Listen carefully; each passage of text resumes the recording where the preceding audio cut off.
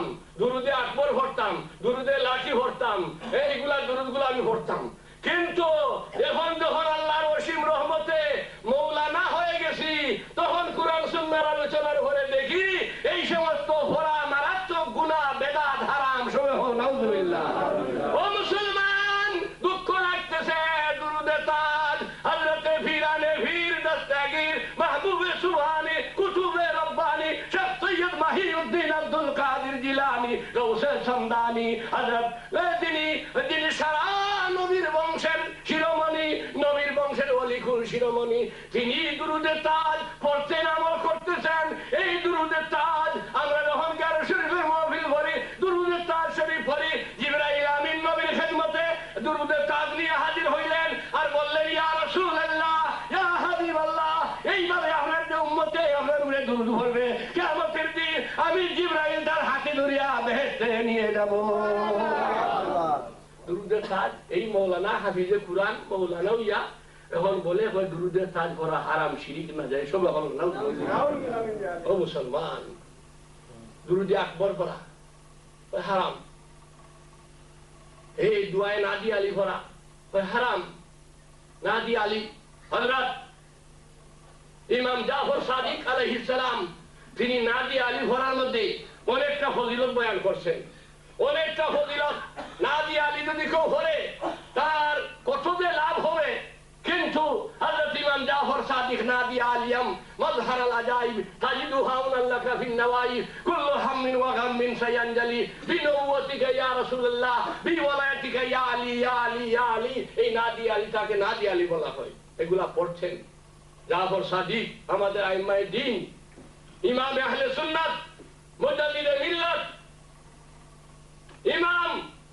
ইমামুল ইশক ওয়াল মুহাব্বত হযরত ইমাম আহমদ রিজা খান বেরলভী রাদিয়াল্লাহু তাআলা আনহু এই দুরুদে এই নাদি আলীর অনেক ফজিলত লিখছেন ইমামগণ, মুজাদ্দিদগণ। কিন্তু আজ দুরুদে তাজ পড়াকে হারাম বলতেছে। দুরুদে হাবিবি, দুআয়ে হাবিবি কইতে করা না যায়। কুমকুম ইয়া হাবিবি কাম তানাম আল আশিক ওয়াল মাশুক লা ইয়ানাম, কুমকুম ইয়া হাবিবি কাম তানাম আদম সাবিউল্লাহ লা ইয়ানাম। ওর তো বুঝছে না, উল্টা বুদ্ধি মারিয়া দিছে। হয় রাসূলুল্লাহরে বলা হইতেছে, মুহাম্মদ তুমি আর কত ঘুমাইবাই, তুমি তাড়াতাড়ি উঠো। আদম সাবিউল্লাহ ঘুমায় না, বেহেশত ঘুমায় না, খালিকুল জান্নাত ঘুমায় না, আল্লাহ ঘুমায় না, তুমি কেন ঘুমাই রইছো? আল্লাহর হাবিবকে। কিন্তু এই কথা যে কাকে সম্বোধন করা হইতেছে এই বুঝলো না। হে দুনিয়ার মানুষ, তোমরা কয়দিন গাফলতির ঘুমে থাকবে? কয়দিন দুনিয়া আমাদের এই ঘুমে হইয়া থাকবে? তোমরা আল্লাহ রাসূলকে ভুলে গিয়ে এই দুনিয়ার স্বপ্নে, এই দুনিয়ার রাজত্বে, এই দুনিয়ার মায়া জালে কয়দিন তোমরা থাকবে? উঠো হে মুসলমান, দেখো আল্লাহর আশিকগণ, আল্লাহর নবীগণ, খুদ খুদাবন্দে করিম ঘুমাইতেছে না, আর তোমরা গাফলতির ঘুমে হইয়া দিছো। সজাগ করছে মানুষকে, কিন্তু এগুলারে না জানি বলতেছে। মুসলমান, ইমান, ইসলাম যার দ্বারা নবী রাসূলুল্লাহ সাল্লাল্লাহু আলাইহি ওয়াসাল্লামের সঙ্গে প্রেম ভালোবাসা পয়দা হয়, এই সমস্ত আমল যদি বাদ দিয়া দেও, তোমার আমার নামাজ রোজা হজ যাকাত এইগুলার কোনো দাম হবে না। যাই হোক, আমি আপনাদের সামনে কোরআনে কারীমের একটা আয়াত তেলাওয়াত করছি। এই আয়াতের দিকে লক্ষ্য রেখে কয়েকটা কথা আমি বলবো। আল্লাহর হাবিব রাহমাতুল্লিল আলামিন এই জমিনের মধ্যে তশরিফ আনতেন কোন সময়? কোন যুগে তশরিফ আনলেন? নবীজি আসার পরে দুনিয়ার কুফরি, জুলমাত, অন্ধকার কিভাবে দূর হইল, দুনিয়ার মুসলমান, দুনিয়ার মানব জাতির কি অবস্থা ছিল, এই সম্পর্কে কয়েকটা কথা সর্বপ্রথমে আপনাদের আলোকপাত করব। আমার মা বোনরা যারা আছেন, মা বোন যারা এখানে আছেন, নারী সমাজকে নবীজি কি মান দিয়েছেন, নারী সমাজকে ইসলাম কি মর্যাদা দিয়েছে, যদি নারী সমাজ এই দুনিয়া একটু সামান্য চিন্তা করে তাহলে বুঝতে পারবো হায় ইসলাম, যে ইসলামে নারীকে তো মর্যাদা দিল, আর সে নারী কোথায় যাচ্ছে, নারীর অবস্থা কি হইতেছে। মুসলমান শুনেন, রাসূল পাক সাল্লাল্লাহু আলাইহি সাল্লামের খেদমতে একদিন হযরতে দাহিয়া কলবি রাদিয়াল্লাহু তাআলা আনহু, রাসূলুল্লাহর সাহাবী দাহিয়া কলবি, যিনি যাহার সুরত দরিয়া জিবরাইল আমিন বেশিরভাগ নবীর খেদমতে আসতেন। দাহিয়া কলবি এক সাহাবী, উনি মুসলমান ছিলেন না। মুসলমান হওয়ার আগে দাহিয়া কলবি একদিন নবীর খেদমতে হাজির হইলেন। হাজির হইয়া বলেন, ইয়া রাসূলুল্লাহ, ইয়া হাবিবাল্লাহ, আপনি আল্লাহর নবী, আমার দিলে বিশ্বাস হইতেছে, তবে আমার মতো জিন্দগির মাঝে আমার মতো একটা মহাপাপী মনে লয় আকাশের তলে জমিনের উপরে নাই। আমার মতো গুনাহগার যদি ইসলাম কবুল করে তাহলে আমার কোন মাফির সুরত আছে কিনা? নবীজি বলেন, দাহিয়া শুনো, আল ইসলাম ইয়াহদিমু মা কানা ক্বাবলাহু, ইসলাম মিঠাইয়া দেয় যদি 100 বছরের পাপী হয়, গুনাহগার হয়, কুফরি করিয়া থাকে, শিরিক করিয়া থাকে, জিনা করিয়া থাকে, চুরি করিয়া থাকে, 100 বছর গুনাহ করছে, দুনিয়ার সারা জিন্দেগি বরবাদ করে নিছে। আর যখন নাকি আমি নবী রাসূল পাক সাল্লাল্লাহু আলাইহি সাল্লামকে মহব্বত করে আমার দিকে চাইয়া একবার আমার জবান থেকে কলমা শোনার পরে সে ঈমান বিশ্বাস করে নিবে, তাহলে জানিয়ে রাখো অতীতের সারা জিন্দেগির গুনাহ মাফ হয়ে যাবে। হযরত দাহিয়া বলে, হযরত দাহিয়া কলবি রাদিয়াল্লাহু আনহু, ইয়া রাসূলুল্লাহ, যদিও বহুত গুনাহগারের গুনাহ মাফ হওয়ার কথা বলছেন, কিন্তু আমি জানি না কোন নবী আমার জিন্দেগির মধ্যে একটা গুনাহ আছে, এই গুনাহটা আমার মাফ হবে কিনা ইসলাম কবুল করলে। আল্লাহ নবী বলেন, দাহিয়া তুমি কি গুনাহ করছো, এত বড় গুনাহ, একটু বলো না। হযরত দাহিয়া কলবি রাদিয়াল্লাহু বলেন, ইয়া রাসূলুল্লাহ, ইয়া হাবিবাল্লাহ, একটা গুনার কথা বলতে আমার গায়ের পশম খাড়া হইয়া যায়, শিহরিয়া উঠে মন আমার। সেই গুনার কথা শুনলে, গুনার কথা বলতে গেলে আসমান জমিনের মধ্যে একটা কাফির হইয়া যায়। ইয়া রাসূলুল্লাহ, আমি কি করে বলবো এত বড় একটা পাপ আমি জিন্দেগিতে করেছি। হে দাহিয়া, তুমি কি ভাব করেছো বলো না। দাহিয়া বলতেও সাহস পায় না। ইয়া রাসূলুল্লাহ বললে আমার মনের ভিতরে আমার হাত কেটে হওয়ার অবস্থা হইয়া যায়। বলে, দাহিয়া কেন বলো না, তুমি একটু কি গুনাহ করছো। হযরত দাহিয়া কলবি বলেন, ইয়া রাসূলুল্লাহ, আপনি দুনিয়া তো শিফানার আগে আরবের জাহিলিয়াতের যুগে, অসভ্য বর্বর জাতির যুগের মধ্যে, ইয়া রাসূলুল্লাহ, মেয়ে লোকের এমন এমন বেকদর ছিল, নারী লোকের এত বেমর্যাদা ছিল। নারী লোক জন্ম হইলে, মেয়ে সন্তান জন্ম হইলে আমাদের আরবের জাহিলিয়াতের জমানায় নারীদের আমরা জিন্দা দরগুর করে দিতাম। মেয়েরা মেয়ে সন্তান জন্ম হইলে জিন্দা কবর দিয়ে দিতাম, এটা আমাদের বিধান ছিল। তবে তুমি কি করছো? বলে, ইয়া রাসূলুল্লাহ, ইয়া হাবিবাল্লাহ, নবীজি গো, যখন আমার ঘরে একটা মেয়ে সন্তান জন্ম নিল, মেয়ে সন্তানটা জন্ম নেওয়ার পরে আমি আমার মেয়ের চেহারার দিকে যখন প্রথম নজর করলাম, আমার মেয়ের চেহারা দেখিয়া আমার মনে এমন একটা মহব্বত জাগিয়া গেল। আমার বিবিকে বললাম, বিবি, এই মেয়েটাকে গোপনে একটু লালন পালন করো, এই মেয়ের চেহারা আমায় দেখলে আমার মনে মানে না, তাকে আমি জিন্দা কবরে দিতাম। ও গো বিবি, তুমি আমার মেয়েটারে লালন পালন করো। ইয়া রাসূলুল্লাহ, এই আমি লুকাই লুকাই আমার মেয়েটারে লালন পালন করতে লাগলাম। মেয়েটা যখন 1 বছরের বয়স হইয়া গেছে, আমার চেহারা চায় আব্বা হইয়া যখন ডাক দেয় কলিজা জুড়াইয়া যায়। ইয়া রাসূলুল্লাহ, এইভাবে 2 বছর হইছে, আরো মেয়ে দেখতে সুন্দর লাগে, কলিজা শান্তি আসে। নবীজি নারী লোকের মান এতই দিছেন, যার গর্বের মধ্যে যার ঘরে 2টা মেয়ে আসে, একটা মেয়ে আসলে 7টা রহমত নিয়ে জগতে আসে। একটা ছেলে যখন আসে একটা রহমত নিয়ে আসে, একটা মেয়ে আসলে 7টা রহমত নিয়ে আসে। মেয়ে যার রহমতের দরজা খোলা হইয়া যায়। কিন্তু আল্লাহর হাবিব বলে দিলেন, মেয়ে সন্তান দুনিয়াতে আসলে যার প্রথম সন্তান মেয়ে হয়ে গেছে, সে প্রথমে 7টা রহমত নিয়ে দুনিয়া তশরিফ আনছে। আর আমরা মেয়ে হইয়া গেলে বেজার হইয়া যাই, বেজার হই না অনেকে। একটার লেখা 2টা 3টা হয়ে গেলে তো বউর লোকে আর মারতে না, হয় দূর এগুলো খালি ঘুরিয়ে দেয়, আর মারতেই রাজিও নাই। বউ ঠেকছে, আর 5 মেয়ে গেলে তো ওইগুলো আরো বিহত করছে। বউরে ভালো হয় না, হয় না একটা বিয়া করতে হইব, আর একটা বিয়া দরকার দিকে একটা ভুয়ানি হয়।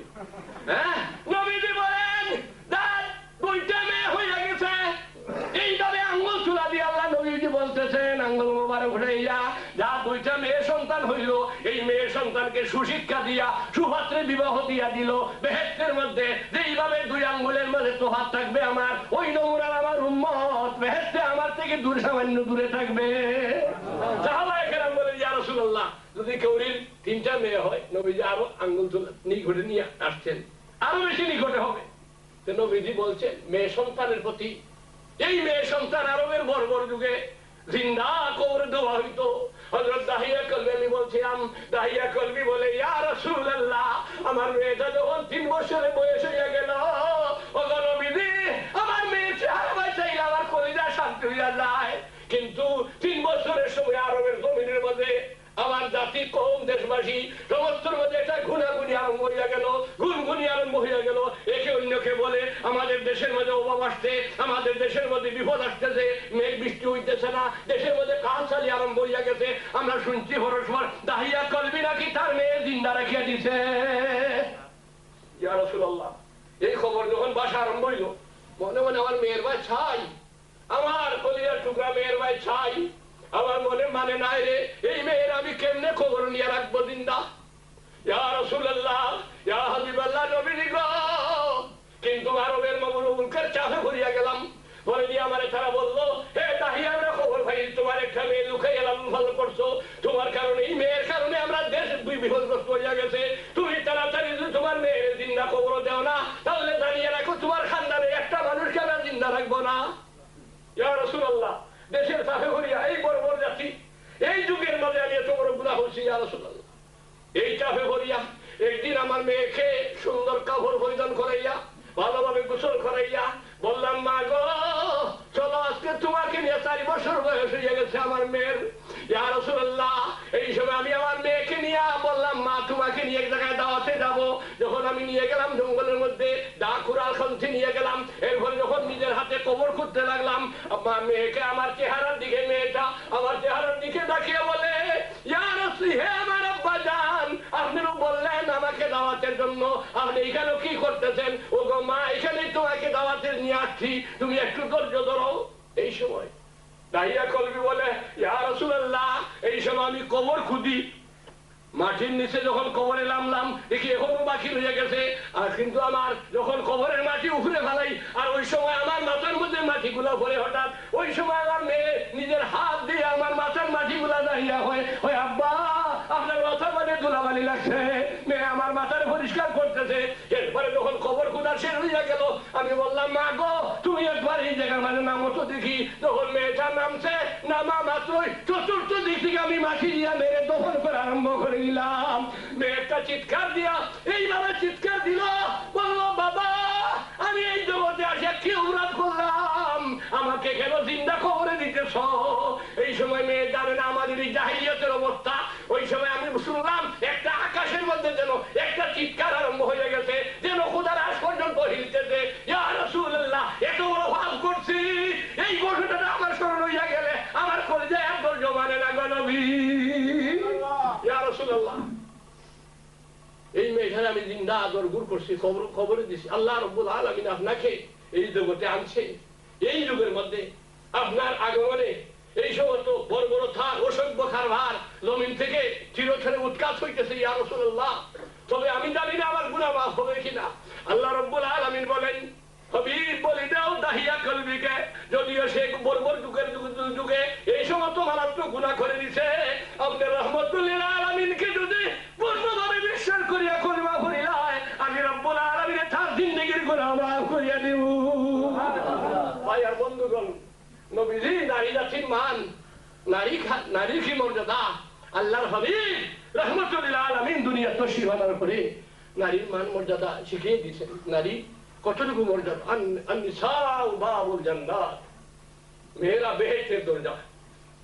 নবীজি বলছেন সুসংবাদ, আন-নিসাউ বাবুল জান্নাত, নারী হয়েছে বেহেশতের দরজা। আন-নিসাউ হিবালাতুশ শয়তান, মেয়ে হয়েছে শয়তানের হাতের রশি। নারী লোক শয়তানের হাতের রশি, নারী লোক বেহেশতের দরজা।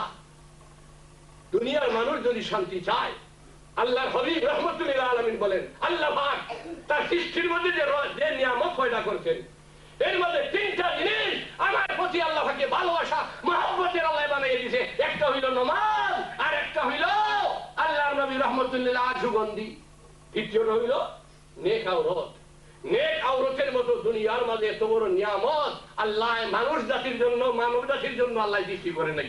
যার ঘরের আওরাত ভালো, নেক আওরাত, যার ঘরের বিবি ভালো, যার ঘরের আওরাত ভালো, এই ঘরে এই মেয়ের ঘরের সন্তানও ভালো। গৌসে আজম औरत नबी बनती नहीं, नबी बननी गिनती है। मेरा नबी है ना, नबी पैदा হলে নারীর গর্ভে মেয়ে অর্থাৎ দুনিয়ার ওলি গৌস কুতুব পয়দা হয়। নারীর এত বড় জাদে ইসলামে দিয়েছে। আরে হায়, আজকে ওই আমাদের নারীদের আমরা স্বাধীনতার সংগ্রাম বলিয়া, স্বাধীন, আমরা স্বাধীনতা চাই। এই দেশে এখন আমি আসার পথে আল্লামা সিরাজুল সাহেব আমাকে বললেন, মুফতি সাহেব দেখছেন আমাদের দেশের নারীর মর্যাদা আর এই দেশের নারীর অবস্থা, এরা দুইটা তিনটা বেগ উঠে খান্ড হইয়া মরতুয়ার মতো গাদার মতো বইয়া নেই, আর আমরা দেশের মাঝে মুসলমানে নারীদের কত মর্যাদা দেই, একটা মা বোনদের কাজের মধ্যে আমরা কোনোদিন বুঝা দিতে রাজি হই না। আর এই বর্বর জাতিরা, এই অসভ্য সিভিলাইজ জাতিরা, যারা আমরা সিভিলাইজ দুনিয়ার মাঝে সভ্য দাবি হলে এর মেয়েদের কি দুরবস্থা হইতেছে, কত কষ্ট করতেছে। এইটা দেখি আমরা নারীরা একবার হুশিয়ার হয় না, আমরা স্বাধীন হইতাম চাই। ওই তোমার লোক আমার সম্পর্ক আর ঠিকঠাক তো নাই, হয় আমার বেনিফিটের বুকটা দিযা আমার আলাদা হয়ে দাও, কি তুই সে বুঝে খুঁজা হয় না চাইটা পয়সা, তুমি সাইল বেনিফিটের বুক দেশে হমুক বইয়ে হমুক বই দাঁড়িয়ে তাই জামাইয়ে হইয়া একদিন হইয়া আমার জামাইয়ে একদিন দেশের নেওয়ার সাইল বেনিফিটের বুক চৌকাই দেখছো না, তুমি তো আমার দেখাইলে না কত পাইতেছো 22-23 পয়সা। এই সেফারি আরম্ভ হয়েছে সেফারিদের অবস্থা। আর এখন দিন পরে আমার এলাউন্সটা আলাদা করে দিলে আমি তুমি গেছে আমি গেলে তোমার নাই আমি তো উঠে দিব আমার স্বাধীন মুক্তি। হাই হাই মুসলমান, এই দেশ হইয়া কি হইলাম নি? হ্যাঁ দেখলে মে তুম হো না সারা, কবি ইকবাল বলে দেখলে মে তুম হো না সারা, তু তো মদ্দুন মে হানুদ, তুম ও মুসলমান হো জিনে দেখ কে শর্মায় ইহুদ। ও মুসলমান, তোমরা দেখিয়া ইহুদের শর্মাইতে লজ্জাতে, তোমরা নিজে মুসলমান, হ্যাঁ তোমরা মুসলমান। হাই রে হাই মুসলমান, যেই জাতি যেই দেশ যেই দেশের মানুষ তারা সভ্যতা দাবি করে, আমরা সভ্য, আমরা সিভিলাইজ দুনিয়ার মধ্যে।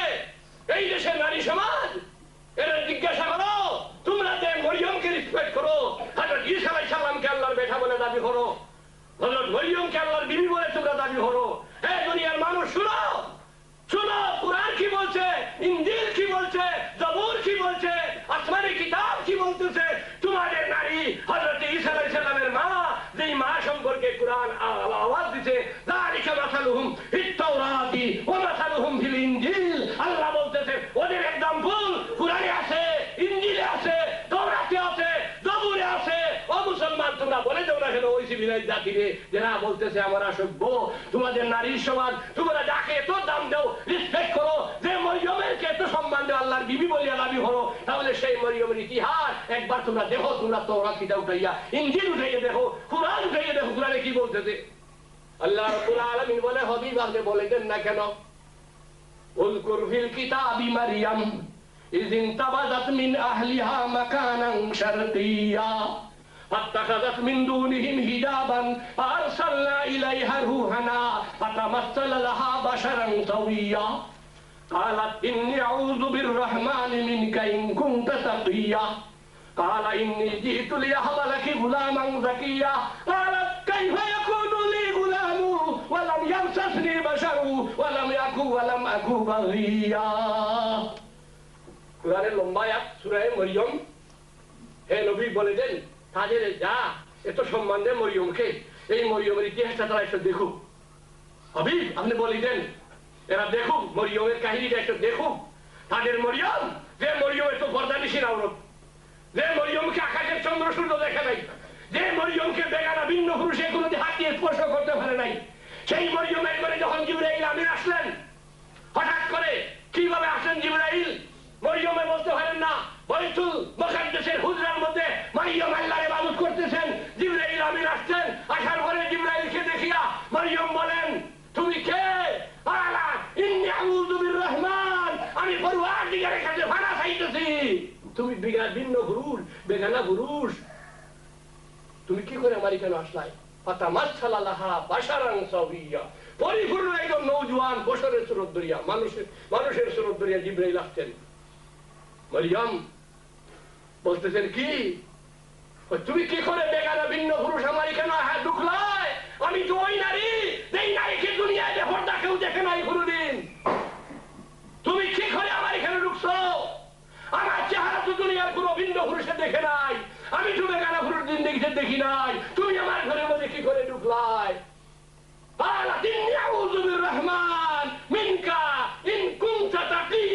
যদিও তোমার সুরতের মধ্যে দেখা যাইতেছে পরহেজগার, ভালো মানুষের সুরত, পরহেজগারের সুরত, তোমার জন্য ভয় নাই, চিন্তা নাই আমার, তবুও তুমি আমার জন্য ভেঙে না। দাড়ি ফাগড়ি হোসা দেখা যায়, পরহেজগার সুরত আল্লাহওয়ালার সুরত দেখা যায়, তুমি ভিন্ন পুরুষ আমার ঘরে কি করিয়া ঢুকলায়? তখন তিনি বলেন, হে মরিয়ম, তোমাকে একটা সন্তান দেওয়ার জন্য আসছি, একটা সন্তান। মরিয়ম বলেন, কাইফা ইয়াকুনু লি গুলামু, কি করে আমার সন্তান হবে? লাম ইয়ামসাসনি বাশারু, আমাকে তো কোনো বছরে কোনো মানবে আমাকে হাত লাগায় নাই। তাহলে বোঝা গেল যার এই মরিয়মকে তারা এত সম্মান দেয়, এই মরিয়ম বেগানা ভিন্ন পুরুষের হাতে হাত দিয়া হাত ধরিয়া কোনোদিন হাঁটে নেই না। তাহলে তোমাদের নারীরা, হে সিভিলাইজ জাত, হে দুনিয়ার এত সভ্যতারি করে মারা যা, তোমাদের অবস্থা কেন রাস্তাঘাটে ডিস্কো হইয়া উলঙ্গ হইয়া কেন হাঁটতেছে? এই অবস্থা কেন ধারণ করছো? তুমি যদি মরিয়মকে সম্মান করো, তোমাদের তওরাতে বলতেছে, ইনজিলে বলতেছে মরিয়ম ছিল পর্দানিশীল আল্লাহওয়ালি, মরিয়মে ভিন্ন পুরুষ জীবনে জীবনে দেখে নাই। তোমাদের নারী রেখে এইভাবে। আর মুসলমান ওরা যদি মরিয়মকে মানে মানুক, মরিয়ম যে ধারাতে ছিলেন সে যারা কুরআন শরীফে যেটা বলতে সেটা আমরা মানব। আমরা কোন খুদাকে মানলাম? আমাদের নারীরা কেন ময়দানে বাইর হওয়ার জন্য একটু ভাগল হইয়া গেল? আমাদের নারী সমাজ স্বাধীনতার জন্য জায়গায় জায়গায় লেকচার দিবে, ভাষণ দিবে, লিডারি করবে, এত অসভ্য হওয়ার জন্য মুসলমান আমাদের নারীদের কেন আমরা একটু ভাগল হয়ে গেলাম? মুসলমান নারীর মর্যাদা হুসনে কামিল বেহজাবি কা সবাব ওজতে ফরদৌ মে বন্ধা খুদ তোমা কেউ কর হুয়া। মুসলমান নারীর মর্যাদা তো পর্দার ভিতরে থাকবে হয়। নারী থাকবে যখন নাকি নারী পর্দার ভিতরে থাকবে, ইসলামের গণ্ডির ভিতরে থাকবে। নারীর ফেলে যদি নেক সন্তান হয়, নারীর ফেলে যদি হাবিলে কুরআন হয়, নারীর গর্ভে যদি ওলিয়াতার গোশ কুতুব হয়, নারীর ফেলে যদি গৌসুল আজম পয়দা হয়, নারীর ফেলে যদি গরিবের হয় পয়দা হয়, নারীর ফেলে যদি ইমামে আহমদের না পয়দা হয়, নারীর ফেলে যদি আল্লামা সিরাজ নগরীর মতো মানুষ পয়দা হয়, তাহলে সেই মায়ের গর্ভ দান হবে। নতুবা কাল কিয়ামতের দিন মা এত কষ্ট, এত পরিশ্রম কি কাজে লাগবে? আপনি আমার এত পরিশ্রম, এত মেহনত কি কাজে লাগবে? ভাই মুসলমানগণ, হযরত দাহিয়া কালবী রাদিয়াল্লাহু তাআলা আনহু ঘটনা, যখন নবীর খেদমতে আল্লাহর নবীর খেদমতে দাহিয়া কলবী বললেন, নবীজি কলমা ফরাইয়া দিলেন আর বললেন, হে দাহিয়া জানিয়ে রাখো, আজ থেকে অসভ্য বর্বর যুগের আইন আমি কানুন বদলিয়ে দিলাম। আর কোন মানুষকে জিন্দা কবরে দেওয়া হইতে পারবে না, নারীর মর্যাদা আমি বাড়াইয়া দিলাম। ইসলাম নারীর যে মর্যাদা দিছে, হায় রে মুসলমান, নারীর যে মর্যাদা ইসলাম দিয়েছে, আমরা কোথায় গেলাম? কলবে মে সুজ নিহি, কলবে মে সুজ নিহি, রূহ মে এহসাস নিহি, কুছ ভি पैगाम মোহাম্মদ কা তুমে পাস নেহি। ও মুসলমান, সেই জ্বলন্ত আগুন কোথায় আমাদের? নবীর প্রেম কোথায় গেল? रह गई उसने आजा रूहे बिलाली ना रही, फलसफा रह गया तलखीने गजाली ना रही, मस्जिदी मुर्चा कहा के नमाजी ना रही, यानी वो साहिल औसा में हजादी ना रही। अरे उसे मस्जिद तो आसे, नमाजी কোথায়? আজান আসে, বিলালি আজান কোথায়? ফলসফিয়ানে গজালি কোথায়?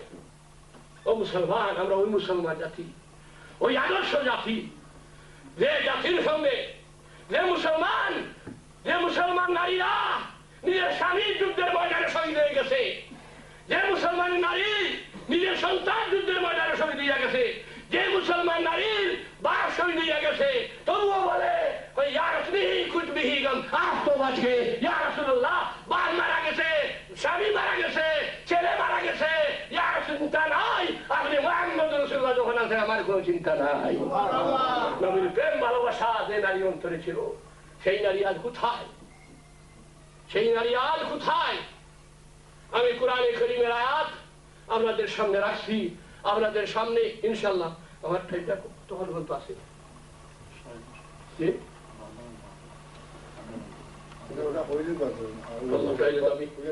আমি যে উদ্দেশ্যে নিয়ে বলা,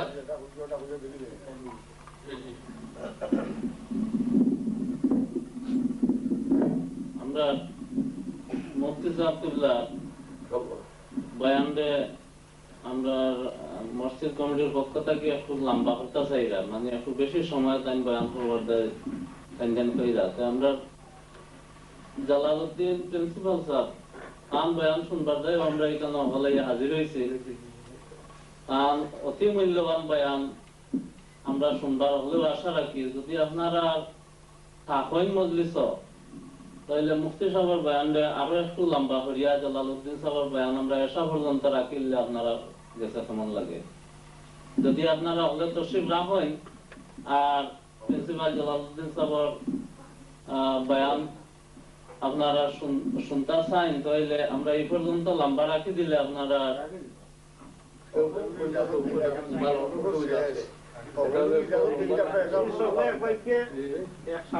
ইনশাআল্লাহ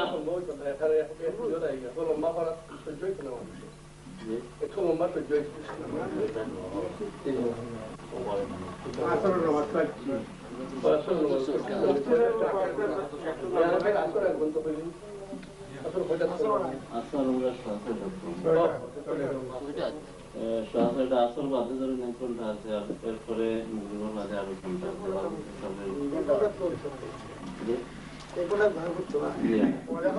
আলহামদুলিল্লাহ আমরা এশার নামাজ পর্যন্ত এই মজলিস চলবো। আপনারা হলে দয়া করে তশরিফ রাখবা। আর এখন আসরের বাদ থেকে জালালউদ্দিন সাহেবের বয়ান শুরু হইব, এশার গিয়া শেষ হইব, এশার আগে শেষ হইব।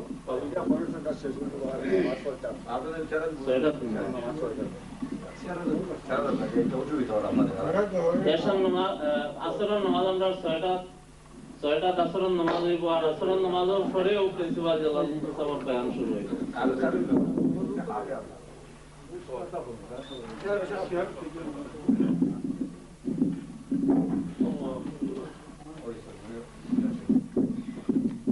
মোহাম্মদের সঙ্গে দুরূদ শরীফ পড়ুন।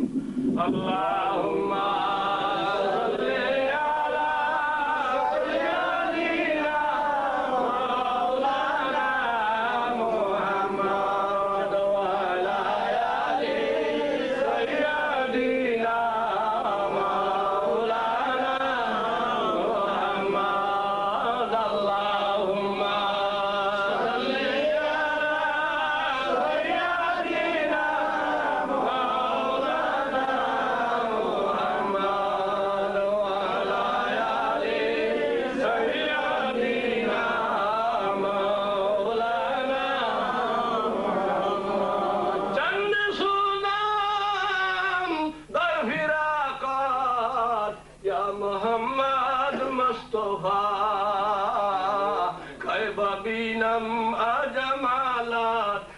محمد مصطفى اللهم صل على سيدنا مولانا محمد وعلى آل سيدنا مولانا محمد أقدر يا قرب نوشم ترنگر داد جان من شربت دیدار باید یا محمد مصطفی اللهم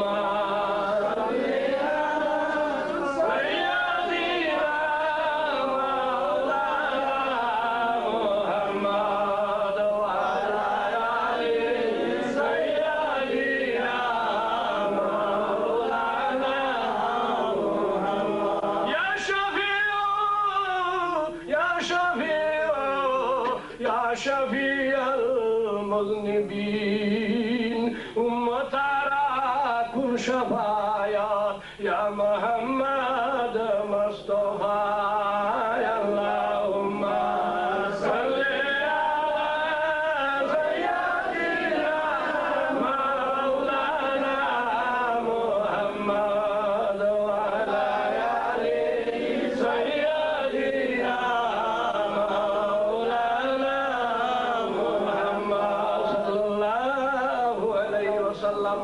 উপস্থিত মুরব্বিয়ানে কেরাম, আমার নওজোয়ান যুবক ভাইয়েরা, এই জালালাবাদ মসজিদে আপনাদের এখানে আজকে প্রথম আমি আসলাম। যদিও ওয়ালডামে অনেক সময় আসছি, গত 2-4 দিন এইখানে কয়েক মহফিল হয়েছে। লাস্ট দিন যখন মহফিল হয় ইয়ং যুবক সমাজ রাত্রে 12টা থেকে প্রায় ফজর পর্যন্ত যারা ছিলেন হল ভরা ছিল।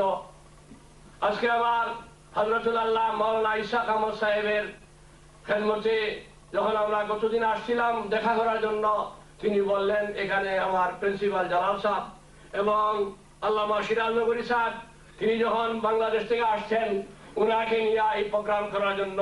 তাই আজকে আপনাদের খেদমতে আমার মুহতারামুল মাকাম ওয়াজিবুল ইহতিরাম আল্লামা সিরাজ নগরী সাহেব আপনাদের সামনে জরুরি মসলা মাসাইলকে আপনাদের সামনে আলোকপাত করেছেন।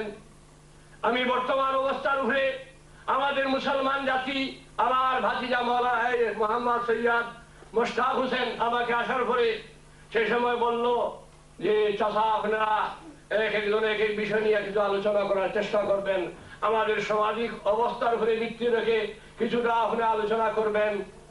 এবং সিরাজ নগরী সাহেব যা তিনি আলোচনা করেছেন উনার ইশারার মাধ্যমে কিছুটা বয়ান করেছেন। আমি এই পরিপ্রেক্ষিতে কুরআনে কারীমের একটা আয়াতে কারীমা রাখছি। আল্লাহ রাব্বুল আলামিন বলতেছেন, ইয়া আইয়ুহাল্লাযীনা আমানু, হে ঈমানদার বিশ্বাসী বান্দা-বান্দীর দল, যারা আল্লাহ ও রাসূলকে বিশ্বাস করেছো। সর্বপ্রথম ঈমানদার বলেছেন। ঈমানদারকে লক্ষ্য করে, মুমিন মুসলমানদের লক্ষ্য করে রব্বুল আলামিন বলতেছেন, হে ঈমানদাররা, যারা ঈমান এনেছো আল্লাহ রাসূলকে বিশ্বাস করেছো, তাদের জন্য আল্লাহ রাব্বুল আলামিন নির্দেশ দিচ্ছেন যে তোমাদের জন্য কয়েকটা জিনিস যেটা তোমাদের জন্য মারাত্মক ক্ষতিকারক হয়ে যাবে, তোমাদের আল্লাহ রাসূল থেকে দূরে সরাই দিবে, তোমাদের আল্লাহ রাসূল থেকে পরকালের চিন্তা থেকে গাফিল করে দিবে।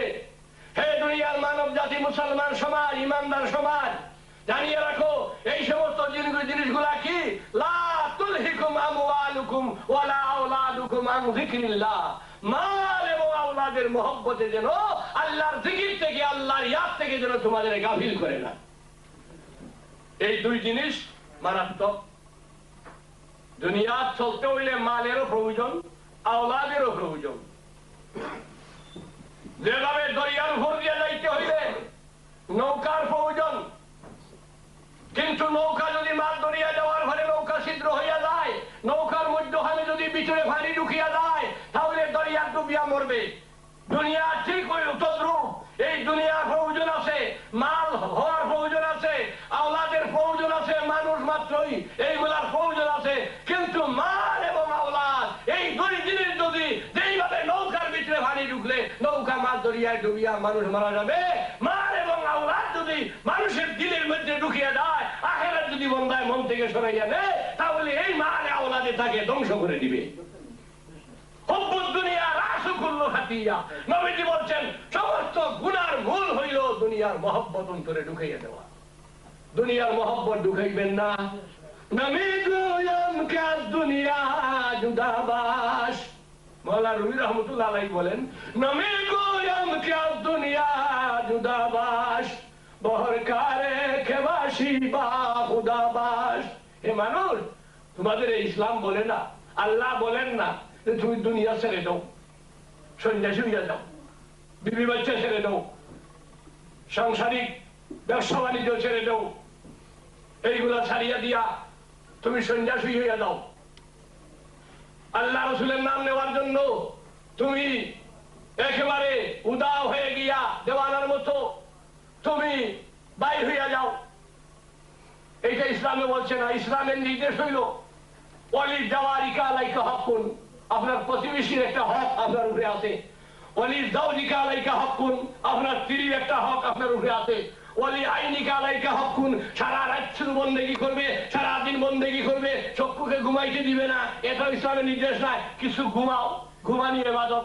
মুসলমানের ঘুমানি, মুসলমানের খাওয়া, মুসলমানের ব্যবসা বাণিজ্য, মুসলমানের পেশাব পায়খানা, মুসলমানের বিবাহ শাদী, মুসলমানের তেজারত, মুসলমানের ইবাদত, সমস্ত হবে ইবাদত। মুসলমানের সব কিছু ইবাদত, মুসলমানের ঘর বানানি ইবাদত, মুসলমানের বিবাহ শাদী ইবাদত। যদি মুসলমান আল্লাহর হাবিব রাহমাতুল লিল আলামিনকে সামনে রেখে যদি করে, তাহলে সমস্ত হবে ইবাদত। এই কারণে রুমি রহমাতুল্লাহ আলাইহি বলতেছেন, নমি গুয়ম কা দুনিয়া জুদাবাস, বহরকারে খেবাসি বা খুদাবাস। তোমাকে বলি না তুমি দুনিয়া ছেড়ে বন্য সন্ন্যাসীর মতো হয়ে যাও। একদল আছে না, হয় বা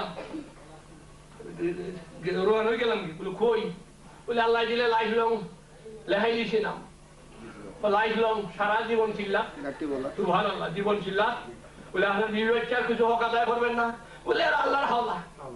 আল্লাহ নবী বলেন তোমার উপরে হক। কুল্লুকুম রাইন কুল্লুকুম মাসউলুন আন রাইয়াতি, তোমরা সব রাখাল। রাখালকে কিয়ামতের দিন জিজ্ঞাসা করা হবে তোমার রাখালি ঠিক মতো আদায় করছো কিনা। আর রাজুলু রাইয়াল ইমরাতি, প্রত্যেকটা পুরুষকে জিজ্ঞাসা করবে তার স্ত্রী সম্পর্কে, মা বাবাকে জিজ্ঞাসা করা হবে আল্লাহ সম্পর্কে। আগে দেখতে হবে আমি আমার বিবির হক আদায় করছি কিনা, আমি আমার ছেলে মেয়ের হক ঠিক মতো আদায় করতে পারছি কিনা। যদি আমি আমার ছেলে মেয়ের হক, আমি আমার বিবি বাচ্চার হক আদায় করে যদি আরো দুই ভাইকে ভারি আল্লাহ রসুলের কথা শুনাইবার মতো জ্ঞান আমার মনে থাকে তাহলে সেটা ভালো কথা। কিন্তু সবের হক বাদ দিয়া বলে বিবি বাচ্চার হক বলে এটা আল্লাহর হাওলা, ছেলের হক আল্লাহর হাওলা, বাড়িঘর আল্লাহর হাওলা। আর যত মানুষ দেখলাম এই দেশে, কত মানুষ অনেক সময় আসে হুজুর হুজুর আমার একটা মেয়ে তো সর্বনাশ হয়ে গেল। কি বলে করতে মারিয়ে গেছে, কি কই গেছে বলে জানি না খবর। বলে খবর জানা কইছিলাই তুমি? হুজুর আমি তো আসলাম আল্লাহর পথে। শুনানো বলে আমি তো চিল্লাতে আসলাম, আইয়া দেখে আমার মেয়েটা মারিয়ে গেছে। অনেক ওই নমুনা মুসলমান। আমাদের ছেলে সন্তান যদি নাফরমান হইয়া যায়, ছেলে যদি মা বাপ মানে না, আমরা যদি সুশিক্ষা দেই না, আমাদের হক যদি আমরা আদায় করি না, আমরা যদি আমাদের বিবি বাচ্চার হক আদায় করি না, আমাদের ছেলে সন্তানকে সুশিক্ষা দেওয়ার চেষ্টা করি না, তাহলে আমরা দায়ী হবো কিয়ামতের দিন। আল্লাহ জিজ্ঞাসা করবে না তুমি ঢাকা শহরে অমুক নষ্ট হয়ে গেল, তুমি